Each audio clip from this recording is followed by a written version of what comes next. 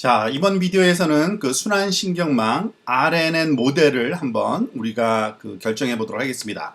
사실은 그 시퀀스 데이터, 그 순차적인 데이터의 모델을 우리가 원핫 벡터로 표현한 것을 배웠기 때문에 그걸 가지고 그냥 스탠다드한 표준 신경망은 구성을 하면은 어떻게 될까 한번 생각해 볼 필요가 있는데 답은 노입니다. 그 이유를 조금 먼저 말씀드리고 이제 진행을 하려고 합니다.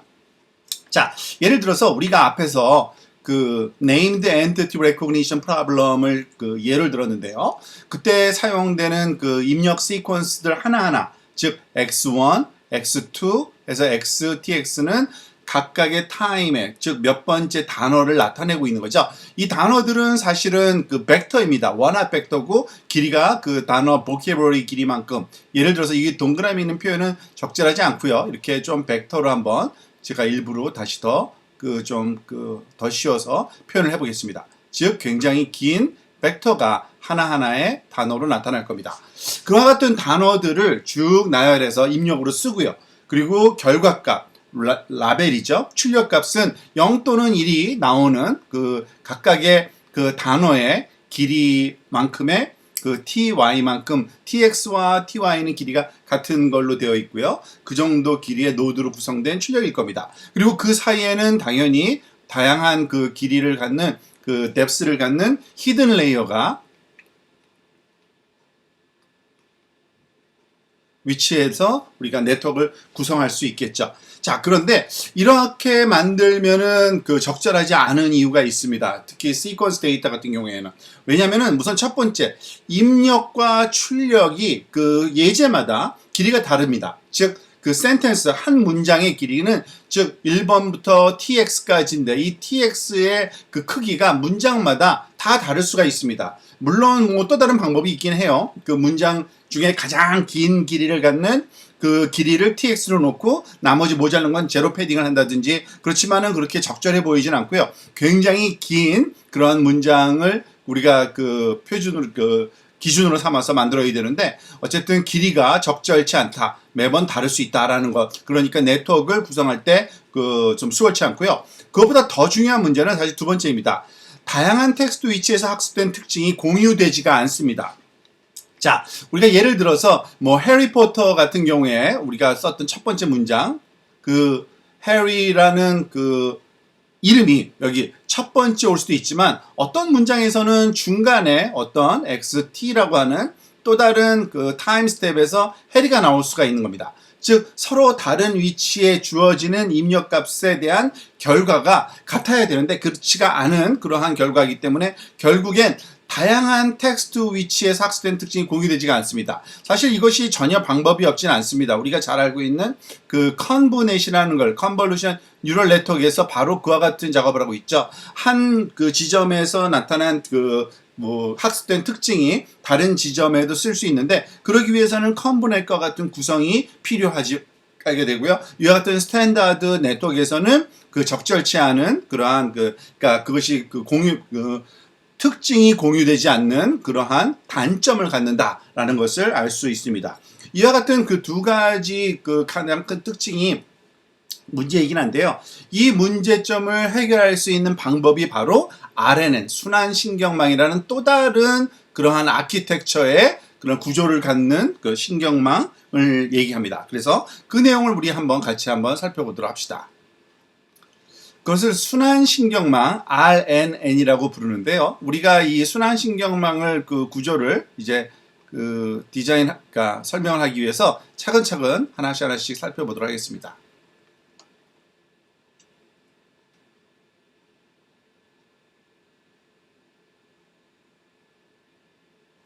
자, 우선 그 하나의 첫 번째 그 타임 샘플을 우선 먼저 한번 그 예를 들어서 설명을 좀 시작할까 합니다. 즉 여기 그 X 입력, 첫 번째 입력 하나가 들어가서요. 그리고 네트워크를 통과해서 이 네트워크는 그 히든 레이어를 상징하는 이런 박스를 하나 이렇게 뭐 안에 노드가 몇 개 있겠죠. 이렇게 만들어 놓고요. 그리고 그 결과값이 이제 그 예측된 값 y 해시라고 표현할게요. 1로 첫 번째 그 예측값으로 나타나는 이러한 네트워크를 우리가 생각을 할 수 있겠죠. 이것이 첫 번째 단어에 대한 우리가 보통 쓰는 스탠다드 네트워크인데요.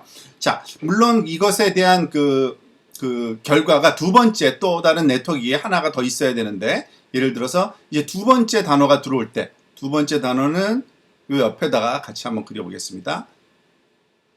하나, 둘, 셋, 넷. 그리고 그것에 대한 결과가 이제 y의 head 2 결과로 나타나겠죠. 그런데 이 그 순환신경망에서는 이전에 계산된 이 전에, 그러니까 타임 스텝 1에서 계산된 이 히든 레이어 또는 히든 레이어 보통 액티베이션이라고 하는데요. 그래서 A라는 단어를 그 소위 약자를 쓰는데, A, 그러니까 타임 스텝 1에서 계산된 A가 여기에 두 번째 타임 스텝에서의 그러한 그 히든 레이어 계산하는데 활용이 된다고 보시면 되고요. 물론 그렇게 생각하면 이 앞부분에 그 초기 값이 또 하나 필요하긴 합니다. 그래서 A의 0이라고 우리가 초기 값을 많이 주어야 되는데, 보통은 제로를 많이 씁니다. vectors of 제로를, 뭐 다른 랜덤 넘버를 넣는 경우도 있는데 흔하지 않고요. 보통 그 RNN에서는 그 초기 값으로 이전 타임 스텝, 1부터 첫 타임 스텝을 1부터 시작하는데 그 전에는 아무런 값이 없었잖아요. 그래서 그 히든 레이어의 값을 0으로 초기화해서 쓰는 경향이 있고요. 그 다음에 세 번째 또 마찬가지 같은 방법으로 이 결과가 A2로 나올 거고요. 타임 스텝 2에서의 액티베이션 값, 히든 레이어에서의 그것이 그 다음 타임 스텝의 히든 레이어를 계산하는데 활용이 되고요. 물론 여기에도 X3 입력과 그리고 그 결과가 출력되는 Y의 head 3가 이렇게 계산돼 나오는 겁니다. 여기서 계산된 값은 그 A의 3 값이 소위 액티베이션 타임 스텝 3가 계산돼 나오겠죠. 그와 같이 계산을 쭉 하다 보면은 마지막에 최종적으로 하나, 둘, 셋, 그 X의 마지막 T sub X에 해당되는 값이 입력됐을 때 결과값 Y 또한 마찬가지로 T sub Y에 해당되는 값으로 이제 출력이 되는 이러한 그 소위 구조로 순환신경망 RNN이 구성된다고 보시면 되겠습니다. 자, 그런데 보통 이렇게 표현된 순환신경망의 구조는요, 보통 우리가 펼쳐진 구조, unrolled 버전이라고 얘기를 많이 하고요. 이것을 unrolled representation,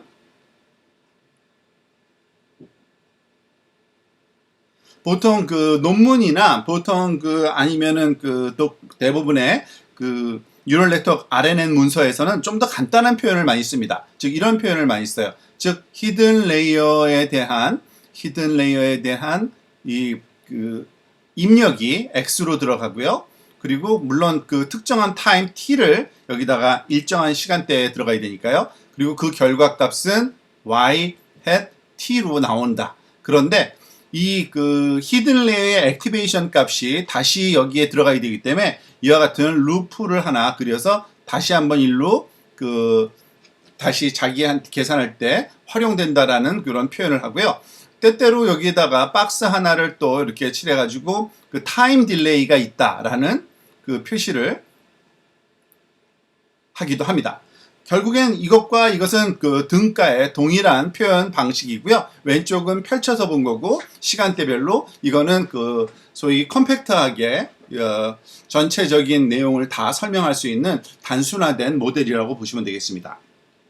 자, 그런데 여기서 중요한 거는 파라메타 쉐어링입니다. 파라메타 쉐어링이 굉장히 중요한데요.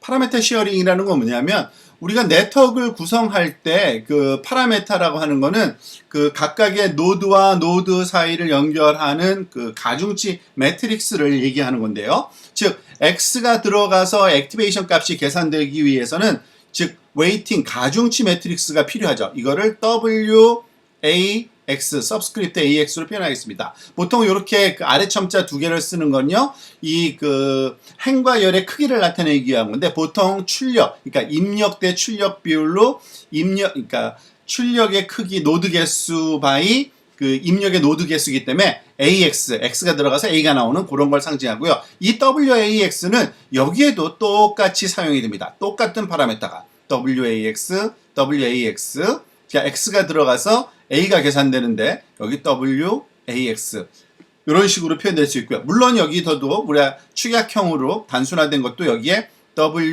WAX, 즉 X가 들어가서 액티베이션 값이, 그러니까 히든 레이어의 노드 값이 계산되는데 사용되는 가중치 매트릭스를 상징하고요.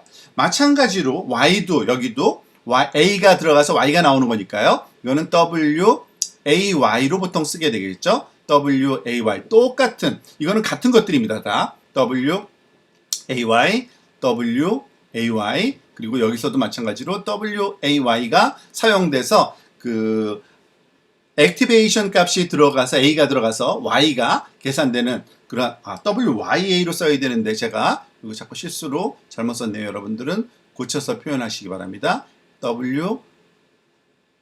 WYA여야 되죠. 왜냐하면은 출력을 먼저 쓰고 이거를 나중에 쓰기 위한, 이건 나중에 고쳐서 여러분들이 그 필기하시기 바랍니다. 자, 그리고 A와 A 또한 파라미터가 필요하죠. 이전에 A에서 현재 A를 계산하기 위해서는 당연히 WAA라는 것이, A가 들어가서 A가 나오는 거니까요. WAA가 여기 그 노드들 간에 이러한 그 계산을 할 때 우리가 활용된다고 보시면 되겠습니다. 그러니까 여기에 써야겠죠. W subscript AA 이런 식으로 표현이 가능합니다. 이것들은 다 쉐어링 된다는 얘기입니다. 즉 이런 그 축약형에서 더 명확한데, 즉 이와 같은 그 RNN을 구성할 때 타임 스텝이 아무리 길다 하더라도 결국엔 세 개의 가중치 매트릭스만 구하면은 이 그 소위 네트워크의 그러한 그 소위 훈련이 완성된다고 보시면 되겠죠. 그 원리를 여러분들이 이제 차근차근 그 정리해 가면서 이해하시면 되겠습니다. 자, 그런데 이것도 사실은 완전한 건 아니고요. 그 약간의 문제가 있습니다. 예를 들어서 이런 두 문장을 한번 볼까요? He said Ted Roosevelt was a great president 라는 문장이 있고요. 두 번째 또 다른 문장인데 앞에 세 단어가 똑같습니다. He said Ted bears are unsafe. 근데 여기에 그 세 번째 단어인 Teddy라는 것이 그 사람의 이름일 경우도 있고요. 이건 이름이고요. 그죠? 이거는 그 인형 이름이잖아요. 그래서 인형의 이름에서 다른 겁니다. 그래서 이 사람의 이름과 인형 이름을 구분할 수 있는 방법이 현재의 네트워크 구조에서는 없습니다. 그게 무슨 말이냐면 지금 이 세 번째 단어의 값이 여기에 Y3인데요. 이게 이름인 것을 알기 위해서는 당연히 이 X3, 즉 그 현재 테디라는 단어가 일로 들어가야 되죠. 당연히 들어가서 계산에 그 참여해야 되는데 이 네트워크 구조에서는 X1도 계산에, 즉 이것이 전달돼서 Y3를 계산하는 데 포함되고요. X2도 전달돼서 계산에 넣어서 전달이 됩니다. 하지만 이 진짜 핵심적인 키 단어는 이 그 뒤에 따라온 네 번째 단어인데 그것에 대한 정보를 여기에 전달할 방법이 없습니다. 이것은 그 사실은 현재 구조가 아니라 조금 다른 구조인 bidirectional RNN이라 그래가지고 그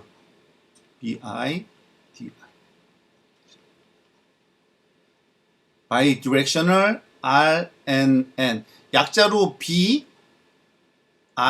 BRNN이라고 쓰는 이런 스트럭처를 가진 그 양방성 그 RNN 순환 그 신경망으로만 이것이 가능할 겁니다. 예를 들어서 이 뒤쪽에 있는, 예를 들면 요 데이터, 그죠? 이 데이터가 계산에 여기에 포함이 되어야지만 그게 가능한 겁니다. 지금 조금 전에 이 파란색으로 우리가 그린 그 구조는 기본적인 구조를 우리가 설명한 거, 보통 유니디렉셔널 RNN이라고 얘기를 하기도 하는데, 그러니까 단 방향, 앞에서 뒤로만 전달되는 그러한 방향의 RNN을 지금 설명을 하고 있긴 합니다. 그렇지만은 실제로는 이런 바이디렉셔널 RNN을 사용해야지만 좀 더 정확한 그런 RNN 학습이 될 겁니다. 그렇지만은 지금 설명을 위한 목적이기 때문에 이거는 나중에 우리가 해당하는 그러한 알고리즘 설명에서 다시 배우도록 하고요. 설명 위주로 RNN의 모델, 이런 구조, 아키텍처 설명할 때는 그냥 지금 설명한 것처럼 유니디렉셔널 한쪽 방향으로만 앞에서 그 뒷방향으로만 전달되는 정보, 이런 내용만 우선 먼저 그 고려 대상으로 해서 설명이 계속 진행되도록 하겠습니다. 자, 이번에는 지금 우리가 설명한 그 네트워크를 좀 더 정리를 한번 해보고 수식적으로 어떠한 계산이 필요한지를 그 forward propagation을 한번 정리를 한번 해보도록 하겠습니다. 자, 앞에서 설명한 그림이 다시 여기 있는 건데요. 지금 입력 x가 그 타임 스텝 1일 때, 2일 때, 3일 때가 들어가서 y 타임 스텝 1일 때, 2일 때, 3일 때 값이 계산돼 나오는 과정을 설명하는 건데요. 이 내용이 어떻게, 그러니까 x가 들어가서 y로 어떻게 계산이 되어야 되는지를 그 컴퓨팅 타임 그 계산식을 한번 정리를 한번 해보도록 하겠습니다. 자, 일단은 그 초기화가 필요하겠죠. 이 A0가 먼저 그 사전에 있어야지만 되니까 A0를 0 타임 스텝에서의 값을 그러니까 0이라는 벡터로 다 채워놓고요.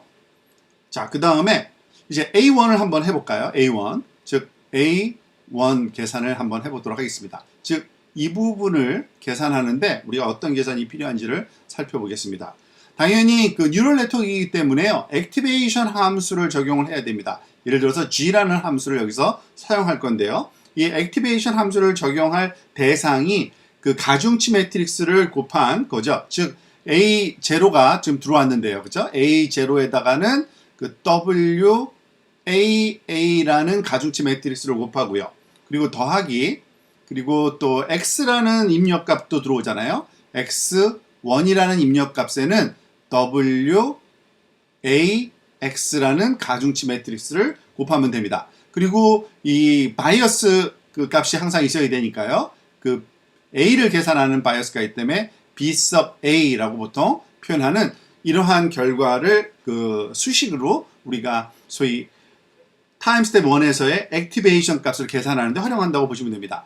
이때 사용되는 이 그 액티베이션 함수 G는요, 보통 그 RNN 같은 경우에는 하이퍼볼릭 탄젠트 함수 또는 렐루 함수가 사용된다고 보시면 됩니다.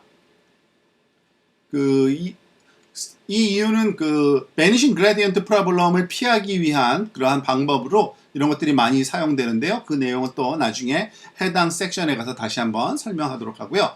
그러면 y는 어떻게 계산되는지 또 한번 봐야겠죠. 여기서 y1은 역시 액티베이션 함수고요. 여기서 그 A1이 계산돼서 올 때 A1에 대해서 Y1은요. A1에 대해서 WAA 가중치 매트릭스가 곱해지고 더하기 BY라는 그 바이어스 값으로. 자, 그리고 이때 사용되는 이 그 액티베이션 함수는 똑같을 필요는 없겠죠. 특히 그 조금 전에 우리가 그 예를 들고 있는 그 named entity recognition problem 같은 경우에는 1 또는 0 값이 와야 되기 때문에 시그모이드가 쓰이기도 하고요. 또는 뭐 여러 개 중에 하나를 선택해야 되면은 소프트맥스가 사용되기도 하고, 또 다른 적절한 그 응용에 따라서 뭐 단어를 찾아야 되는 경우, 그와 같은 경우에는 이런 소프트맥스가 사용되기도 한다고 보시면 되겠습니다. 자, 그러니까 이걸 좀 구분 짓기 위해서 뭐 첫 번째 거, 두 번째 거, 그 액티베이션 함수가 다르다라고 이렇게 표현해도 가능하긴 합니다. 그리고 그 앞에서 한번 설명한 적이 있지만 이 가중치 매트릭스에 붙는 이 서브스크립트 A, 이것이 YA인데 제가 잘못 썼네요. 죄송합니다. 이걸 자꾸 틀리네요. YA. 자, 이런 것을 그 기억하기 좋은 방법 중에 하나는 이겁니다. 이런 식으로 표현하면 좋아요. 예를 들어서 WAX는 오른쪽에는 X 벡터가 곱해지는 거고요. 그죠? 그리고 그 결과가 A 벡터로 나온다 라고 이렇게 생각하시면 우리가 그 AX 왼쪽에 A 오른쪽에 X 이런 형태다 라고 이해하시면 기억하기 좋고요.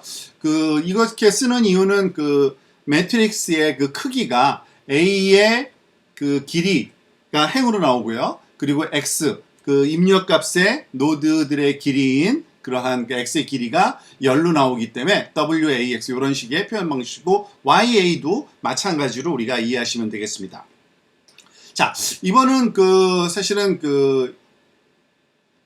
첫 번째 이러한 훈련, 그러니까 첫 번째 한 타임 스텝에서의 A1과 Y1을 계산한 거잖아요. 그것을 좀 일반화시키면 이런 식으로 또 우리가 정리를 할 수가 있습니다. 즉 특정한 타임 t, A 슈퍼스크립트 t는요.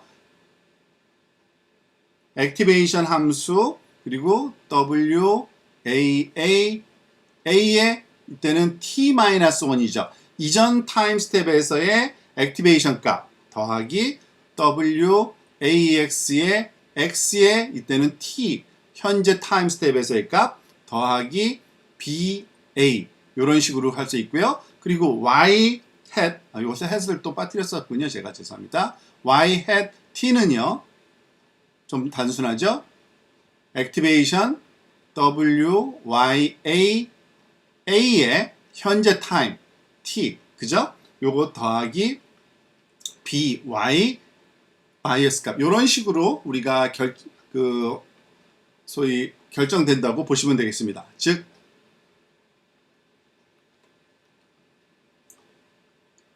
AT와 YT 이미의 그런 시간 타임 스텝에서의 액티베이션 값과 그리고 출력 값은 이전 타임 스텝에서의 액티베이션 값과 현재 액티베이션 값 그리고 현재 입력 타임 스텝에서의 입력 값에 의해서 요 수식에 의해서 모든 내용이 결정된다고 보시면 됩니다.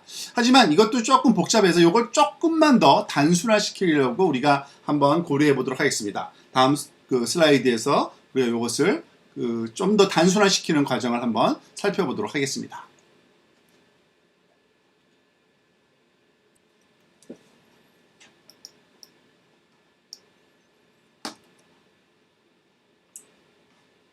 자, 좀 단순화된 그러한 RNN 컴퓨테이션을 설명하기 위해서 앞에서 유도한 식을 그대로 여기다가 가져와서 다시 한번 표현됐습니다. 즉 AT 타임 스텝 T에서의 액티베이션 값은 이런 식으로 계산되고요. 타임 스텝 T에서의 prediction 레이블 Y hat은 이런 식으로 표현될 수 있는데 우리가 지금 목적으로 하는 거는 지금 보면은 이게 세 개의 항으로 되어 있습니다. 그죠? WAA AT-1 더하기 WAX 곱하기 XT. 근데 이것을 두 개 항으로 바꿔서 하나로 합치려고 합니다. 즉 이런 식으로 한번 써보려는 거예요. A의 T, 타임 스텝 T에서의 결과는 액티베이션 함수 곱하기 이번에는 WA라고만 쓸게요. 그리고 나서 이 다음에 오는 요 값을 두 개를 즉 A의 T-1과 콤마 그리고 X의 T를 이렇게 소위 합쳐준 또 다른 벡터 형태로 쓰고요. 더하기 BA 이렇게 간단하게 한번 표현을 해보고 싶은 겁니다.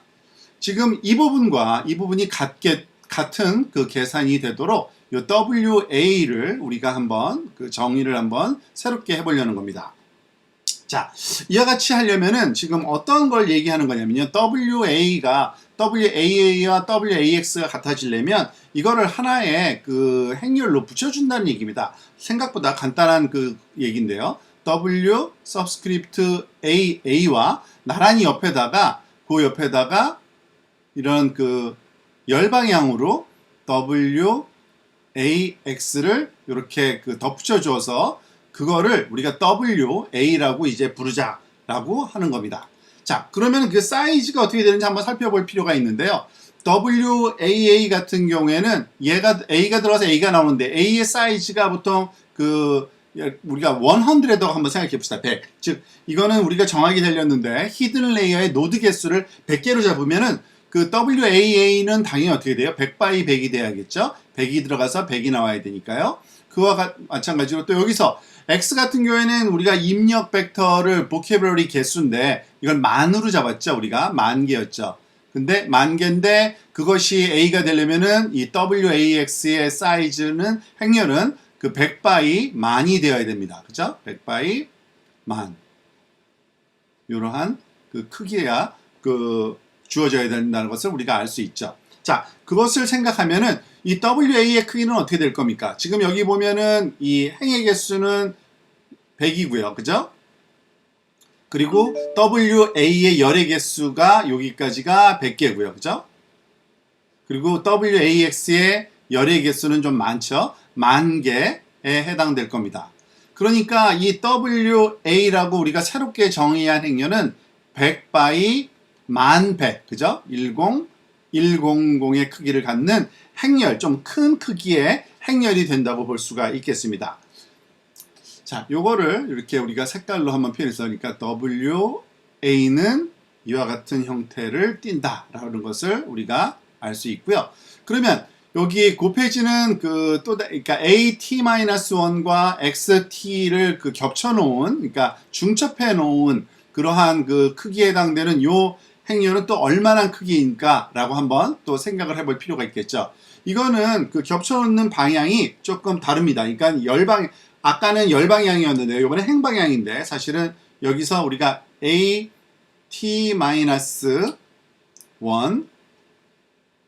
콤마를 썼는데요. XT 이거는 콤마를 썼다는 얘기는 그 줄 바꿈을 의미하는 거기 때문에 사실은 행방향으로 정확하게 표현하면 이런 겁니다. A의 T-1 아래쪽에다가 XT를 가져다가 놓는 이러한 형태의 스택, 그러니까 겹쳐 놓는 것을 얘기하는 거고요. 크기가 어떻게 될까요? 당연히 A라는 이건 벡터니까요. 벡터가 100개고요. 그 히든레이의 노드 개수니까 그 입력의 노드 개수는 당연히 몇 개였죠? 우리가 알다시피 그 10,000개 보캐블러리니까 10,000개에 해당됩니다. 즉 그래서 결국엔 이 크기 전체는 11,100개겠죠. 그죠? 100에 해당되는 크기를 갖는 걸 알 수 있습니다. 따라서 지금 이 WA와 A 곱셈, 이 곱셈을 다시 한번 여기에다가 정리해서 한번 우리가 마지막에 다시 한번 써보면요. 이런 색으로 할까요? 즉, 이 부분과 이 부분의 곱셈을 직접 우리가 수행하게 되면 이런 곱셈이 수행되는 겁니다. 즉, WAA, 그 옆에 WAX가 들어와 있고요. 그죠?